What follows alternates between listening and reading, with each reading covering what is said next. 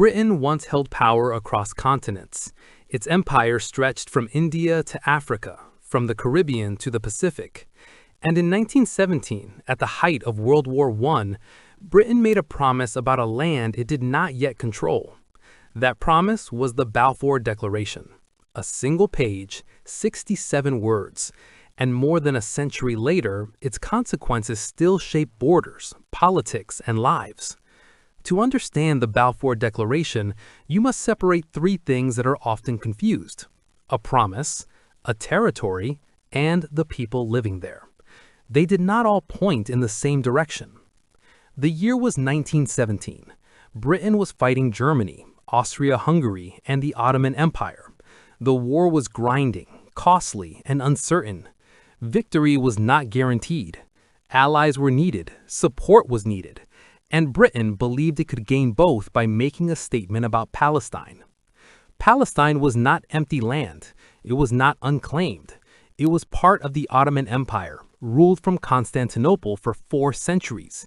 Arabs, Jews, Christians, Druze, and others lived there. Cities, villages, farms, and families existed. Life was not frozen, it was ongoing. But to Britain, Palestine was strategic. It sat near the Suez Canal, the route to India. It bordered Egypt, which Britain controlled, and it connected empires. Whoever held Palestine held leverage. At the same time, Zionism was growing. Zionism was a political movement that sought a Jewish homeland in Palestine. It emerged in the late 19th century as a response to persecution, pogroms, and exclusion across Europe. For many Jews, assimilation had failed. Safety required sovereignty. Theodor Herzl, the movement's founder, envisioned a state where Jews could live without fear, not as guests, not as minorities, but as a majority with self-determination. Palestine, the biblical land of Israel, became the focus. History, religion, and memory converged there. Britain saw opportunity in Zionism. If it supported a Jewish homeland, it might gain Jewish support for the war effort, particularly from Jewish communities in Russia and the United States. It might also secure a loyal presence in Palestine after the war ended. On November 2, 1917, Foreign Secretary Arthur Balfour sent a letter to Lord Rothschild, a leader of the British Jewish community. This letter became the Balfour Declaration.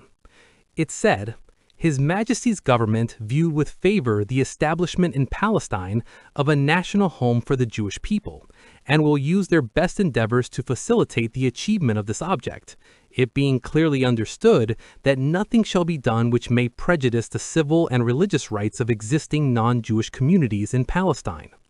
67 words, 2 promises, one to the Jewish people, one to the existing population, and no clarity on how both could be kept. Notice what the declaration did not say. It did not define national home. It did not specify borders. It did not explain how a Jewish national home would coexist with the Arab majority already living there. It did not consult that majority. It simply declared favor. The promise was not made to the people of Palestine. It was made about Palestine, and that distinction mattered. Britain was not alone in making promises. During the war, Britain had already corresponded with Sharif Hussein of Mecca, encouraging Arab revolt against the Ottomans in exchange for post-war independence. These letters, known as the Hussein-McMahon Correspondence, suggested Britain would support an independent Arab state. At the same time, Britain and France were secretly negotiating the Sykes Picot Agreement, which divided Ottoman territories into spheres of influence. Britain would control areas including Palestine, France would control Syria and Lebanon, Russia would gain territory in the north. 3 overlapping promises, 3 different futures, all made while the war was still undecided. So what was Britain really doing? It was managing uncertainty. It was securing options. It was promising different groups what they wanted to hear in order to maintain support during a war it was not sure it could win. This is how empires operate during crisis, not with clarity, but with flexibility, not with precision, but with leverage. Promises are tools, not commitments. When the war ended, the Ottoman Empire collapsed. Britain and France divided its territories under the League of Nations mandates. Britain took control of Palestine. The Balfour Declaration, once a wartime letter, became official policy. Jewish immigration to Palestine increased.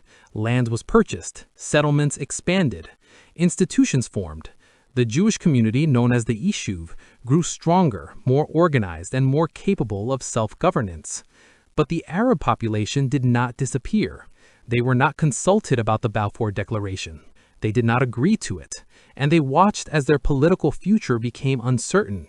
A national home for Jews in Palestine meant something would change for Arabs already there. Tensions rose. Riots broke out in 1920, 1921, and 1929. Arabs feared displacement. Jews feared violence. Britain tried to manage both, but satisfied neither. It restricted Jewish immigration to calm Arabs. It protected Jewish communities to honor its promise. It was caught between commitments it could not reconcile. This is what happens when promises are made without mechanisms. Intentions are declared, but enforcement is left ambiguous. Both sides believed they were promised something different. The 1930s made everything harder. Fascism rose in Europe. Jews fled persecution. Immigration to Palestine surged. Arabs protested. Violence increased. In 1936, a major Arab revolt began. It lasted 3 years. Britain responded with force, commissions, and white papers that tried to limit Jewish immigration and land sales. Zionists saw betrayal. Britain had promised support. Now it was restricting it. Arabs saw continuation. Britain was still allowing immigration at all. Both sides felt abandoned. World War II changed everything. The Holocaust killed 6 million Jews. Entire communities were erased. Survivors needed somewhere to go. Palestine became not just a political project, but a refuge. The moral case for a Jewish state strengthened enormously. At the same time, Arab nationalism was rising. Across the Middle East, independence movements were gaining strength. The colonial order was crumbling. Arabs in Palestine wanted their own state, not to be part of someone else's solution. Britain, exhausted by war, could no longer manage Palestine. It referred the issue to the United Nations. In 1947, the UN proposed partition.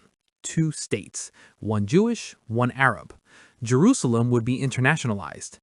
Jews accepted the plan, though not without debate. Arabs rejected it. They saw it as the theft of their land by international decree. Why should they give up territory because of European crimes? In 1948, Britain withdrew. Israel declared independence. Arab armies invaded. War began. When it ended, Israel controlled more territory than the UN had proposed. Hundreds of thousands of Palestinians became refugees. No Arab state was created. The West Bank went to Jordan. Gaza went to Egypt. The Balfour Declaration did not cause all of this, but it set the process in motion. It legitimized the idea that Britain could promise a land it did not own to a people who did not live there in large numbers yet, without fully considering the people who did. The declaration was not a map. It was not a treaty. It was a statement of intent. But intent, when backed by imperial power, becomes policy, and policy becomes reality, and reality displaces people. Was the Balfour Declaration justified? That depends on what you prioritize. If you prioritize Jewish safety after centuries of persecution, the declaration was a necessary step towards self-determination. If you prioritize the rights of the existing population, it was an act of colonial disregard. Both can be true. History is not simple. What is clear is this: the Balfour Declaration created expectations it could not fulfill. It promised a national home without explaining how that home would relate to those already there. It assumed coexistence was possible without building the structure for it. Britain treated Palestine as a problem to solve through clever wording, but words do not govern reality. People do. And when people have incompatible claims to the same land, language alone cannot resolve them. The legacy of the Balfour Declaration is not just Israel. It is also the unresolved status of Palestinians. It is refugee camps. It is disputed borders. It is wars fought over land and identity. It is negotiations that continue more than a century later. Some see the declaration as the birth of a necessary state. Others see it as the origin of displacement. Both perspectives have evidence. Both have pain behind them. The lesson is not that promises should never be made. It is that promises must account for all the people involved.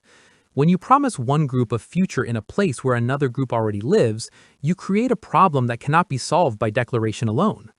Britain made a promise in 1917 about a land it did not yet control, to a people not yet there in majority, without asking the people already there. That promise became policy. That policy became conflict, and that conflict continues. The Balfour Declaration did not create the Middle East, but it shaped it. A single letter, a single page, and consequences that outlasted the empire that wrote it. Palestine still exists. Israel still exists. Palestinians still exist. What is still missing is a structure where promises, land, and people align. Until that happens, the question remains unanswered. Not who was right in 1917, but how to move forward now.